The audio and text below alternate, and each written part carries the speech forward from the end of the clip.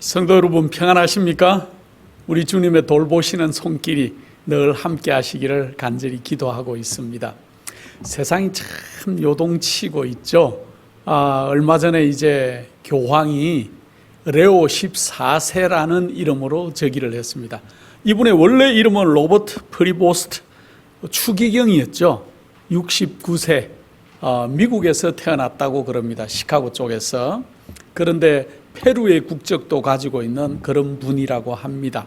어쨌든 새로운 교황이 즉위하고 전 세계는 다시금 바티칸에 시선을 집중하고 또 이 교황이 어떤 일을 할 것인가에 초미의 관심을 가지고 다시 한번 집중하는 그러한 때가 된 것 같습니다. 그런데 이제 이분이 교황에 즉위하자마자 했던 첫 번째 일들 가운데 하나는 물론 다른 일들도 막 이렇게 하지만은 자기가 평화의 사도다 하는 그러한 것들을 내세우기 시작했습니다. 특별히 전쟁을 중재하겠다. 특별히 러시아와 우크라이나 전쟁뿐만 아니고 지금 중동에서 일어나고 있는 많은 분쟁들, 그러한 곳에도 자기가 전쟁을 중재하는 역할을 그렇게 하겠다고 주장하고 있습니다. 그러면서 특별히 이제 5월 중순경에는 뭐라고 얘기합니까? 러시아, 특별히 우크라이나하고 러시아하고 전쟁을 어디서 중재하는 역할을 하겠다? 바티칸으로 오시라. 바티칸에 와서 우리가 그 모든 것들을 중재하는 역할을 하겠다 할 때 전 세계가 그래, 그게 옳은 것 같다. 누가 중재해도 잘 안 될 것인데 이 교황이 중재하면 잘 될 것 같다고 그렇게 합니다. 그래서 이 자기가 바티칸이 종교적인 지도자뿐만 아니고 국제사회 도덕적인 중재자가 되겠다 하고 자처하고 나섰습니다. 그래서 21세기 평화의 외교의 상징처럼 그렇게 이 바티칸을 포장을 하겠다고 지금 주장하고 있습니다. 이 레오라는 뜻은 레오 14세 그랬는데 레오 1세도 있었고 레오 13세도 있었고 제가 여러 것들을 구글에 찾아봤습니다. 그런데 어쨌든 그 중요한 건 아니고 이 레오라는 뜻은 사자라는 뜻이라고 그럽니다. 이 사자, 성경에도 사자로 표현된 나라가 나오죠. 어디에 나옵니까? 기원전 600년경에 출현했던 바벨론. 이 바벨론 나라는 성경의 다니엘의 사자로 상징해서 그렇게 풀었던 것들이 나오는데 공교롭게도 이번 레오 14세로 즉위한 이 교황은 자기의 이름을 레오, 사자라는 라틴어의 닉네임이 있는 그러한 이름으로 시작을 하는 것 같습니다. 그가 정말 그 사자와 같이 그렇게 활동할 것인지 또 정말 평화의 사도처럼 자기가 주장하는 것처럼 21세기 평화의 중재자로 이 세상에 우뚝 설 것인지 우리가 초미의 관심을 가지고 봐야 될 것입니다. 오늘 우리는 성경에 보면 바벨론에 대해서 많이 나와요. 음녀라는 이름으로도 나옵니다. 계시록 17장에 보면 특별히 이 음녀, 바벨론에 대해서 얘기하는데 오늘 이 바벨론의 정체가 어떤 것인지 정확하게 한번 우리가 생각해 보는 시간을 갖도록 하겠습니다. 계시록 17장 1절로 4절입니다. 또 7 대접을 가진 7 천사 중 하나가 와서 내게 말하여 가로되 이리 오라. 많은 물 위에 앉은 큰 음녀에 받을 심판을 내게 보이리라. 땅의 임금들도 그로 더불어 음행하였고 땅에 거하는 자들도 그 음행의 포도주에 취하였다 하고 곧 성령으로 나를 데리고 광야로 가니라. 내가 보니 여자가 붉은빛 짐승을 탔는데 그 짐승의 몸에 참남된 이름들이 가득하고 7 머리와 10뿔이 있으며 그 여자는 자줏빛과 붉은빛 옷을 입고 금과 보석과 진주로 꾸미고 손에 금잔을 가졌는데 가정한 물건과 그 음행의 더러운 것들이 가득하더라. 여기 보면은 그 음녀가 나오는데 이 음녀가 뭘 입었다고요? 자줏빛과 붉은빛 옷을 입고 그랬어요. 여러분들이 이번 레오 14세가 즉위하는 영상을 혹시 보셨습니까? 사진을 보셨습니까? 그 사람의 바탕되는 색깔이 어떤 색 옷을 입었던가요? 자주색 빛도 나고 붉은색 빛도 나는 혼합된 색깔 같은 옷을 입었는 것을 제가 영상에서 봤습니다. 어쨌든 이제 여기 보면은 7대접을 가진 7천사가 이렇게 와서 얘기한다. 이 무슨 말입니까? 앞으로 7재앙이 이제 내릴 시기가 다가왔다는 거지요. 그래서 이 땅에 이제 마지막 7재앙이 쏟아질 겁니다. 어디에 쏟아집니까? 땅에, 바다에, 또 강물과 물의 근원들에, 해에, 짐승의 보좌가 흑암같이 변하고 나중에는 유브라데 강에, 그리고 마지막에는 공기 중에 큰 음성으로 외치는 그런 7재앙들이, 구체적으로 제가 7재앙은 옛날에 설교했기 때문에 하지 않겠습니다. 어쨌든 피로 변하고 하는 이 모든 것들이, 짐승의 보좌가 깜깜해지는 재앙들이, 이런 재앙들이 앞으로 우리 앞에 지금 곧 다가올겠다는 것이요.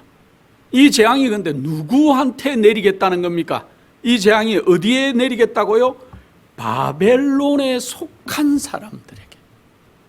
그래서 우리가 바벨론을 특별히 알아야 될 이유가 7재앙이 마지막에 내릴 것인데 7재앙은 누구에게 내릴 것이냐? 모든 사람들에게 다 내리는 게 아니고 바벨론에 속한 사람들에게 내릴 것이다.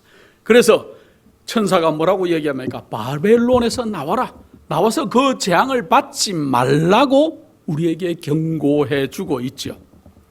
여기에 음녀가 자꾸 나옵니다. 좀 전에도 제가 얘기했지만 이 음녀는 붉은 빛과 자줏빛과 붉은 빛 옷을 입고 금과 보석과 진주로 꾸미고 손에 금잔을 가졌다고 얘기하고 있습니다. 그런데 이 금잔 속에 가정한 물건과 음행에 더러운 것들이 가득 들어있다. 음녀는 이것을 사람들로 마시게 해서 취하게 만들겠다, 그렇게 얘기하고 있습니다. 이게 무슨 말입니까? 예수님께서도 첫 번째 이적을 행하실 때 어디에서 행하셨습니까? 가나의 혼인잔치에서. 첫 번째 이적이 뭡니까? 그 집에 포도즙이 다 떨어져서 이제 곤란할 때 예수님께서 물을 갖다 부어라 얘기하고, 그 시키는 대로 했을 때 다시 떠서 갖다 줘라 할 때 사람들이, 야, 이렇게 신선하고 맛있는 포도즙을 처음에는 안 주다가 나중에 이렇게 더 어떻게 낼 수 있느냐 하고 얘기했는데, 그때 당시에 예수님께서 만드셨던 것은 아주 신선한 프레시한 포도즙을 만드셨다고 우리가 사실은 얘기해야 돼요. 그런데 이 포도즙이 조금만 오래되면 어떻게 됩니까? 상한 포도주가 될 수 있는 거죠. 여러분들 포도즙을 좀 많이 잡숴 보셨습니까? 저는 어릴 때 저희 집의 전통이 어머니가 여름이 되면은 포도를 정말 여러 상자를 사서 그걸 저희 형제들 또 누나 동생들이 다 따고 그거를 깨끗하게 세척하고 그 다음에 끓이고, 그때 당시에는 캐닝 병들 같은 것들이 없던 시절이었어요. 제가 6살, 7살 이런 아주 어린 때였으니까. 그래서 병을 어디서 구했느냐? 저희는 병원에 가가지고 링거병들의 까만 마개가 있어서 그 링거병을 구해와서 그것을 여러 개를, 수십 개를 삶고 그걸 말리고 그렇게 해서 깨끗하게 한 다음에 거기에다가 포도즙을 만들고 나면 포도즙을 다 담아놨다가 1년 내내, 겨우 내내 먹고, 또 교회 성만찬 예식이 있을 때는 저희 집에서 꼭 그 여러 병을 가지고 가서 성만찬 예식에 사용하고, 그래서 저는 포도즙을 어떻게 만들고 하는 그 과정을 너무 잘 알고 있습니다. 많이 해봤습니다. 그리고 그 찌꺼기들이 남으면 찌꺼기들을 동생과 이렇게 퍼서 먹기도 하고 그것도 맛있어요. 달콤하고. 어쨌든 이 신선한 포도즙이 아니고 상한 상태, 사람을 비틀거리게 만들 수 있는 오류가 가득 찬 잘못된 포도주로 변한 것들을 우리에게 먹이겠다는 거예요. 그래서 잘못된 가르침, 타락한 기별들, 그러한 것들을 통틀어서 성경은 바벨론이다, 그렇게 설명을 하고 있습니다. 그 음녀에 대해서도 얘기하는데 5절에 이렇게 얘기합니다. 그 이마에 이름이 기록되었으니 비밀이라, 큰 바벨론이라, 땅의 음녀들과 가정한 것들의 음이라 하였다. 6절에 또 내가 보매 이 여자가 성도들의 피와 예수의 증인들의 피에 취한지라, 내가 그 여자를 보고 기이 여기고 크게 기이 여기니 그랬습니다. 근데 여기에 보면은 음녀의 이마에 이름을 쓴 것이 있는데 뭐라고 기록했다고요? 큰 바벨론이라. 그 다음에 땅의 음녀들의 음이라고 그렇게 기록했다고 얘기하고 있습니다. 우리가 사실은 음녀라 그렇게 얘기할 때는 어떤 사람을 그렇게 지칭합니까? 분명히 방정하지 않고 좀 잘못된 행동을 하는 여인들을 우리는 타락한 여인들을 가르쳐 사용할 때 음녀라는 그런 이야기를 합니다. 계시록에는 교회를 여자로 상징을 하지요.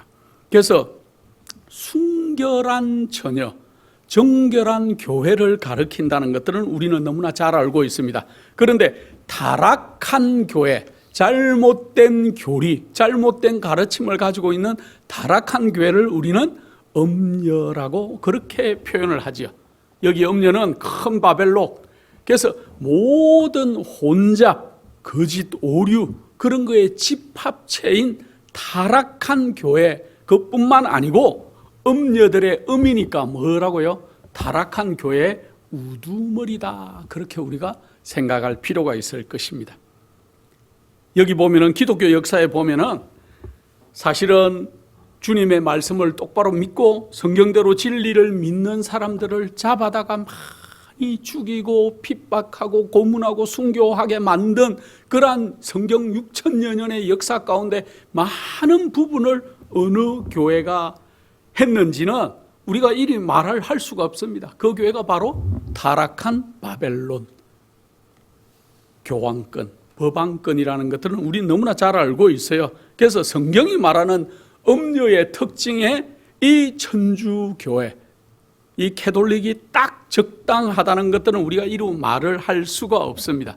그래서 물론 천주교회 안에도 많은 신실하고 또 말씀대로 살고자 하는 사람들이 아직 많이 남아있는 것들을 우리는 인정합니다. 그러나 우리가 여기서 말하는 이 음녀의 정체는 그 타락한 교회 조직, 그 조직들의 그들의 교리들, 그들이 가지고 있는 사상들, 그런 것들을 얘기한다는 것들을 우리가 알아야 될 것입니다. 그래서 음녀가 교황권이라는 것을 우리가 좀 더 자세히 얘기해 보면은 이렇게 해놨습니다. 5절 하단에 보면 큰 바벨론이라 땅의 음녀들과 가정한 것들의 음이다 그랬어요. 근데 본인들이 진짜로 자기들이 이러한 것들의 음이다 했을까요? 2000년도 9월 4일 데일리 텔리그래프에서 이런 기사를 하나 쓴 것이 있습니다. 추기경, 나중에 교황이 된 사람인데 이 레싱그라는 그러한 분이 세계 감독들에게 교서를 보냈는데 이렇게 기록해놨어요. 한 가지 분명하게 해야 할 사실은 단 하나의 거룩한 교회인 천주교는 다른 사도 교회들과 자매가 아니다. 자기들은 형제나 자매 교회가 아니라고 그랬어요. 천주교는 모든 교회의 어머니다 그랬어요. 여기 보면 음녀들의 음이다 그랬는데 여기 보니까 자기들은 분명하게 뭐라고요? 자기들은 그냥 자매, 보통 일반 교회들의 자매가 아니라는 거예요. 자기 천주교회는 교회들의 어머니다 그렇게 기록하고 있습니다. 히브리 단어 중에 바벨이라는 단어가 있어요. 바벨, 혼잡, 혼합 이런 의미입니다. 막 섞였다는 거죠. 예수 그리스도께서 탄생하기 600년 전에 이 바벨론 제국에 대한 것들이 성경에 나옵니다. 이 도시는 바벨론은 그 당시에 강대에서 여러 나라들을 침략하고 침범하고 불모로 삼고 거기에서 많은 이교들의 풍습들과 섞인 그러한 것들을 가지고 있는 나라 가운데 하나였습니다. 그래서 그들의 종교적인 의식도 많은 것들을 이교의 배도적인 그러한 모습들과 많이 혼잡을 시켜서 했던 것들을 우리가 잘 알고 있습니다. 그래서 이 바벨론이 가지고 있던 힘은 백성들을 억압하고 그 다음에 여러 나라들을 통합하고 난 다음에 다스리던 그러한 이 바벨론은 여러 나라에 있던 종교들, 그러한 사상들, 그러한 이념들을 섞어서 막 사용하는 그러한 거짓 종교의 의미가 되었던 것들을 우리는 성경에서 너무나 잘 알고 있습니다. 그래서 사실은 그들이 이방신들의 분노를 달래야 한다고 생각하고 여러 참으로 가정한 그러한 종교의 형태들을 이 바벨론에서 많이 사용했던 것을 알고 있습니다. 거룩하지 못한 것들과 또 혼잡한 것들과 권력이 집중된 그러한 세력들이 바로 바벨론을 상징하는 그러한 것들이었어요. 오늘날 그러한 모습들이 어디에 나타난다고요? 로만 천주교회 속에 그러한 것들이 고스란히 나타나는데, 특별히 취하게 하는 포도주다, 이런 얘기들이 성경에 많이 나옵니다. 그래서 이 땅의 임금들도 그로 더불어 음행하였고, 계시록 17장 2절에 또 땅에 거하는 자들도 음행의 포도주에 취하였다.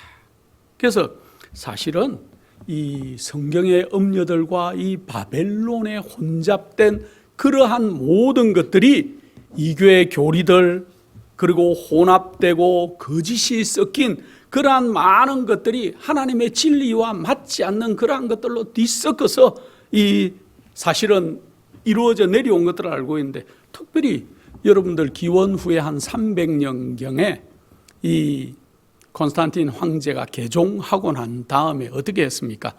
이교의 많은 풍습들을 받아들이고, 특별히 그 태양을 숭배하는 이교의 사상들을 가지고 들어오면서 기독교회는 극도로 혼란하고 타락하게 된 그러한 것들을 우린 기독교 역사에서 너무나 잘 알고 있습니다. 그것이 오늘날 계속 내려와서 오늘날 많은 교회들이 가지고 있는 사상의 토대가 되었고, 또 많은 것들이 되었다는 것들은 우리나 너무나 잘 알고 있습니다. 그래서 많은 이교 교리들이 기독교 안에 자연스럽게 스며들어와서 오늘날까지 내려오게 되죠. 그래서 마치 제물이나 제사를 통하여 달랠 수 있는 두렵고 무서운 이교의 그 신의 이미지가 기독교 안에도 자연스럽게 이렇게 스며들어온 걸 알고 있습니다. 그리고 인간 중보자인 마리아를 통해서, 마리아를 통하지 않고서는 하나님께 가까이 나아갈 수 없다고 한 그러한 사상들도 그들이 정립하기 시작했고, 또 성경에 없는 많은 교리들을 교회 안에 가지고 들어오게 되었습니다. 그래서 여기 보면은 계시록 땅의 임금들도 그로 더불어 음행하였고 땅에 거하는 자들도 그 음행의 포도주에 취하였다 하는 말이 그대로 이루어진 것들을 우리가 알 수 있습니다. 특별히 에스겔서 23장에 보면은 23장 27절로 30절에 이렇게 여러 가지 있지만 30절만 읽겠습니다. 내가 이같이 당할 것은 내가 음란히 이방을 쫓고 그 우상들로 더럽혔음이라 그랬어요. 하나님의 진리를 제쳐놓고 거짓 진리를 받아들이고 그것을 쫓았던 많은 이스라엘들이 하나님을 믿지 않고 우상 숭배에 빠졌던 것들은 우리는 역사적인 사실이에요. 그래서 많은 사람들에게 이 타락한 그러한 기별들, 음행의 포도주들을 다 먹였던 사실들을 우리는 잘 알고 있습니다. 그래서 성경은 옛날 하나님의 백성이었던 이스라엘이 타락하고 하나님을 떠나 우상을 숭배하고 또 우상 숭배에 빠져있던 왕들과 백성들이 음행을 했다는 것들의 표현으로 계시록 17장 2절에 이렇게 얘기하고 있어요. 사실은 교황권이 들여온 많은 잘못된 것들이 우리는 지금 너무 그냥 자연스럽게 알고 있는 것들이 너무나 많이 있어요. 특별히 원죄설. 사람은 태어나자마자부터 죄인이다. 원죄설에 대해서는 여러 시간 얘기할 수 있지만은 어쨌든 본론은 우리가 예수 그리스도처럼 되지 못한다. 우리는 그러한 사상을 지금 주장하는 사람들이 얼마나 많은지 모르겠습니다. 이것이 캐톨릭에서, 천주교회에서 타락한 교리가 음녀가 가지고 들어온 그러한 사상 가운데 하나가 지금은 이제 아주 모든 그리스도인들이, 대부분의 그리스도인들이 그것을 그냥 받아들이는 사상이 되었어요. 성체설, 또 우상 숭배. 여러분들, 계명에 하나님이 우상 숭배하지 말라고 계명에도 못을 박아놨어요. 나는 질투하는 하나님이다. 나 외에 다른 신들을 내게 있게 하지 말라고 얘기하고 있는 하나님의 계명 속에도 강조하는 이 문제가 천주교회나 그런 곳에 가면은 뭐가 많아요? 사도상들, 베드로상들, 마리아상들, 또 여신들까지 있다 그럽니다. 그래서 이 상들을 조각해놓고 그러한 것들에게 기도하는 사람들이 얼마나 많은지 모르겠습니다. 그 다음에 성지순례를 해야 된다는 사상들, 또 우상들, 특별히 영혼 불멸설. 영혼은 죽지 않는다. 영혼이 살아서 막 이렇게 일단 영혼 불멸설, 특별히 연옥설, 지옥설, 이 말도 안 되는 사상들이 얼마나 많은지 모르겠습니다. 그 다음에 또 거짓 이야기들이 많이 돌아다녀요. 그 다음에 경외서들, 일요일 성수제도, 안식일을 기억하여 거룩히 지키라. 성경에는 문자 그대로 모든 것은 내 부모를 공경하라, 살인하지 마라, 간음하지 말라, 도적질하지 말라, 또 우상 숭배하지 말라 했지만은 특별히 넷째 계명은 하나님이 뭐라고 얘기했습니까? 안식일을 지켜라. 그렇게 했습니까? 안식일을 기억하여 거룩히 지키라. 왜 기억하여라는 단어를 그 속에 넣어놨을까요? 분명히 마지막 때 이 안식일 문제가 큰 문제로 대두될 것을 아셨기 때문에 하나님께서는 안식일을 기억하여 거룩히 지키라.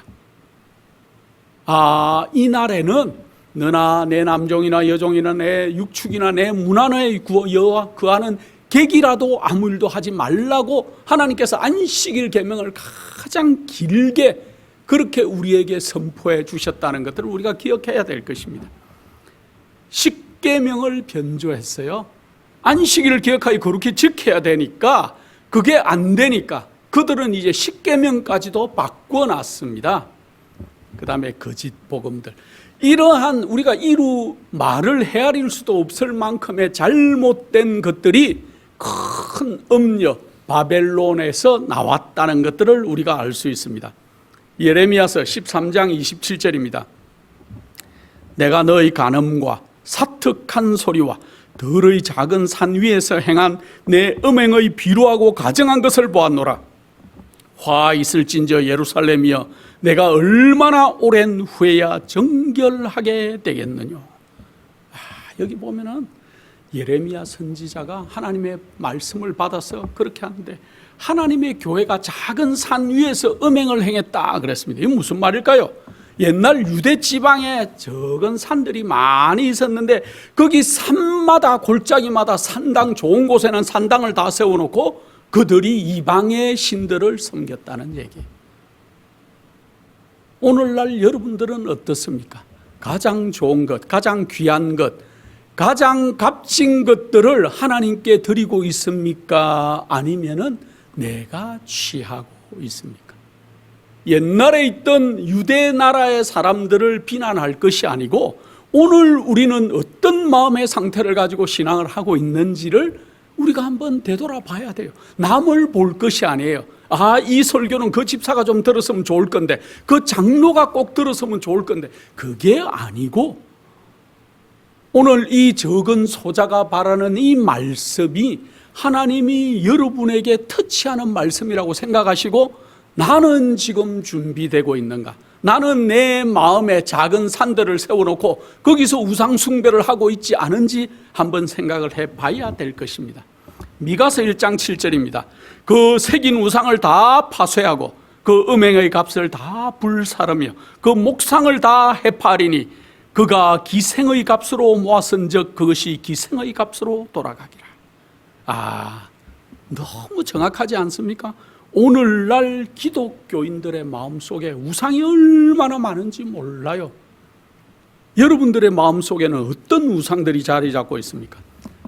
혹시 여러분의 자녀가 아니면 여러분들의 재물이, 여러분들의 명예가, 어떤 사람에게는 자신의 쾌락이, 어떤 사람에게는 자신의 자존심이, 또 다른 것들, 뽐내고 싶은 마음이나 허영심이 어쩌면은 우리 속에는 더 많은 그러한 잘못된 것들이 오늘날 우상들을 우리가 여러 개 쌓아놓고 절하고 숭배하고 경배하고 있는지도 알 수 없다는 거죠. 정말 때가 가까웠어요, 여러분들. 마음의 우상들을, 산당들을 다 우리가 지금은 제해야 돼요. 또 하나님께 대한 우리의 애정을 뺏어가는 모든 것들, 무엇이든지 현대의 우상이 될 수 있다는 거예요. 내가 하나님께 집중하지 못하게 만드는 것들이 뭔지.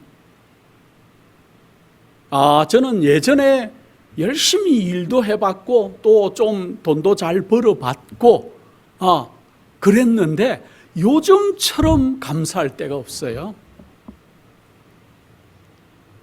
요즘은 하나님과 조금 더 가까워진 것 같아요. 저에게 말씀을 볼 시간이 굉장히 많고 또 특별히 감사하게도 말씀을 전할 수 있는 이 특권이 있어서 이것을 준비하고 묵상하고 제가 생각하는 시간이 과거의 어떤 시간들보다 행복하다는 걸 저는 느끼고 있습니다. 물론 저도 굉장히 부족한 사람입니다. 그러나 어쨌든 여러분들 속에 내가 하나님께 가까이 가지 못하는 것이 어떤 것이 있는지를 잘 판단해 보시고 하나님과 더 친밀한 관계를 가지시는 여러분이 되면 좋겠습니다.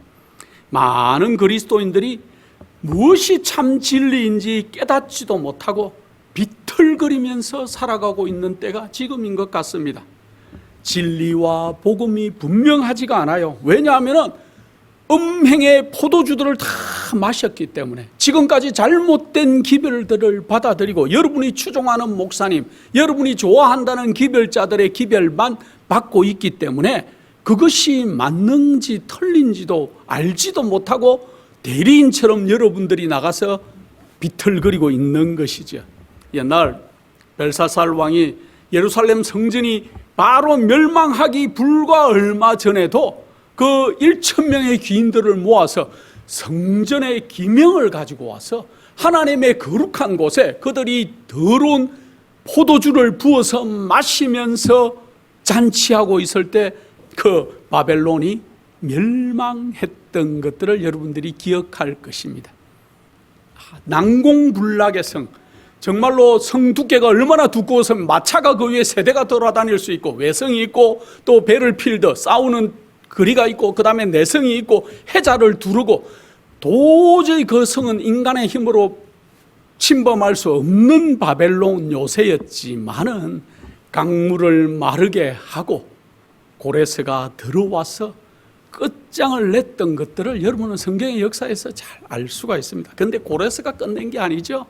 메네 데겔 우바르신, 하나님의 뜬 손이 나타나서 벽에 기록할 때 그 글자를 이해할 수 있는 사람이 아무도 없어서 나이 들고 정말 은퇴한 기 일보 직전에 있는 다니엘을 불러와서 그 글자를 해석시킨 역사를 우리는 잘 알고 있습니다.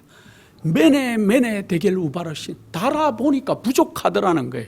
오늘날 여러분과 저도 하나님 앞에 달아보니까 부족함이 배이면은 어쩌겠습니까? 때가 다 됐는데. 그래서 우리는 우리 마음을 살피고 이제 눈을 들어서 하늘을 봐야 될 때가 되었습니다. 그래서 옛날 마귀는 사람들을 잡아다 순교를 시켰어요. 죽이고 매달고 화형시키고 십자가에 매달고 사자굴에 던지고 단두대에서 목을 자르고 그랬는데 그것이 소용이 없다는 거죠. 그렇게 하니까 핍박하면 핍박할수록 그들이 더 복음의 열성을 품고 정말 어떤 사람은 고문을 해도 이기는 사람들이 있어요. 그렇기 때문에 이제 방법을 바꿨습니다. 어떻게 해요? 100%가 아닌 정말 몇 프로만 섞어서 1%, 2%, 다른 것들은 맞아요. 그런데 1%, 2%의 교리들을 살짝 털어서 그들에게 음행의 진노의 포도주들을 마셔서 다 취해서 지금은 분별을 하지 못하는 때가 있다면 바로 지금이에요. 예레미야 51장 7절 바벨론은 여호와의 수중의 온 세계로 직해하는 금잔이라 열방이 그 포도주를 마시고 인하여 미쳤도다. 그래서 다 포도주를 먹고 미쳤대요. 옛날에 바벨론에서는 태양 숭배와 잘못된 가르침으로 이스라엘과 온 세계를 이렇게 했다면은 이제 마지막 시대에는 잘못된 오류를 가지고 이 마지막 기별을 믿고 있는 사람들을 헷갈리게 만드는 거죠. 이사야서 28장 7절, 8절, 13절을 한번 읽어보겠습니다. 이 유다 사람들은 포도주로 인하여 옆걸음을 치며 독주로 인하여 비틀거리며 제사장과 선지자들도 독주로 인하여 옆걸음치며 포도주에 빠지며 독주로 인하여 비틀거리며 이상을 그릇 풀며 재판할 때 실수하나니. 그래서 얼마나 정확합니까? 백성들만 옆걸음치고 개걸음을 하고 비틀거리고 있다고 그럽니까? 아닙니다. 여기에 제사장과 선지자들도 독주에 취해서 옆걸음치고 비틀거리고 있대요. 오늘날 많은 지도자들, 많은 말씀을 전하는 자들도 잘못된 기별을 가지고 그들이 정말 옳다고 신념을 가지고 가르치는 분들이 얼마나 많은지 모르겠습니다. 그래서 여기 8절 모든 상에는 토하는 것, 더러운 것이 가득하고 깨끗한 곳이 없도다.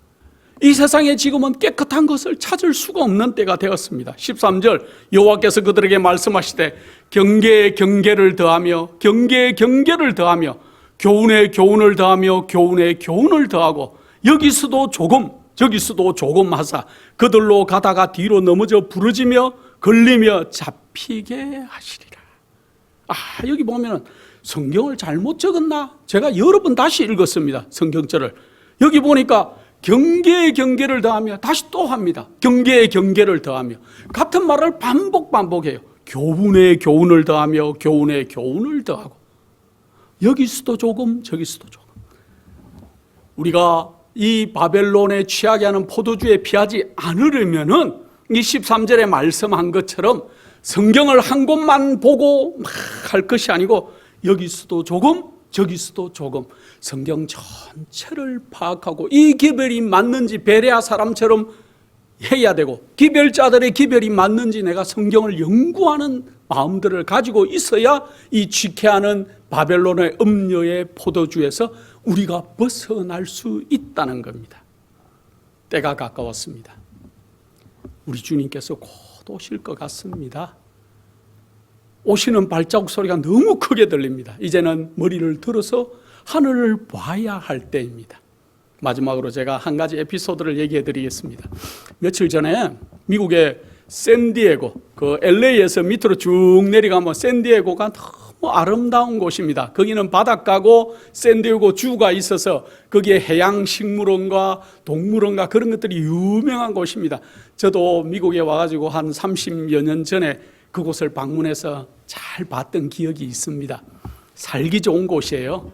그곳에 어느 날 새벽 4시경에 하늘에서 비행기가 날아가다가 떨어졌어요. 특별히 그 군인들이 모여서 사는 그러한 군인들의 그 사는 주택가에 비행기가 6명이 타고 가던 비행기가 탁 떨어져 가지고 다행히 3명은 살았다 그러는데 3명이 사망하는 사건이 있었습니다. 그런데 그 사망한 사건 사람 가운데 한 사람은 유명한 엔터의 사장, 엔터테인 하는 탤런트들 만들고 가수들 만드는 그러한 그 일을 하는 유명한 사람이라고 그럽니다. 어쨌든 그곳에 세스나 비행기가 추락해서 유류 저장하는 것들과 이렇게 충돌을 하는 그러한 일들 가운데 어느 집을 폭격해가지고 난리가 났었습니다. 증언자들이 나와서 인터뷰하는 걸 보니까 와, 하늘에서 불꽃이 떨어지는 것 같았다 하는 인터뷰를 하는 어떤 분을 제가 봤습니다. 어쨌든 세상이 안전하지 않습니다, 여러분.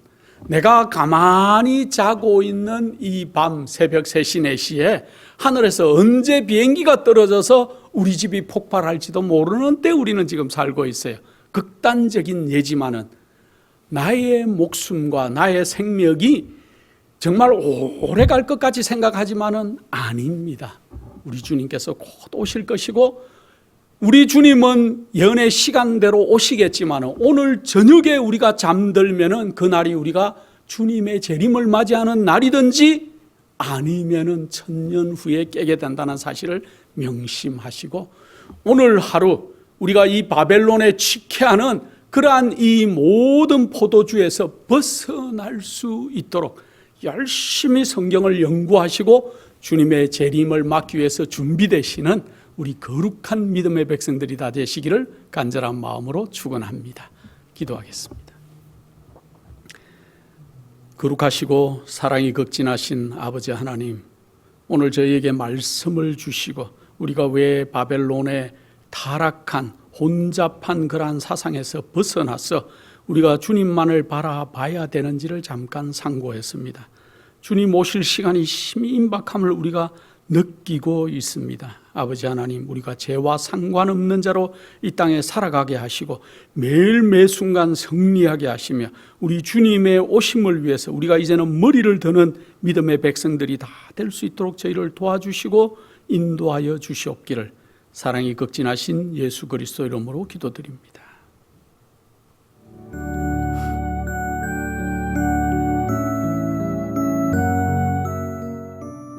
예수님의 재림이 가까워오고 있습니다. 지금은 영원한 하늘을 위해 준비해야 될 때입니다. 머지않아 우리의 재물은 아무 쓸모없는 것이 되고 말 것입니다.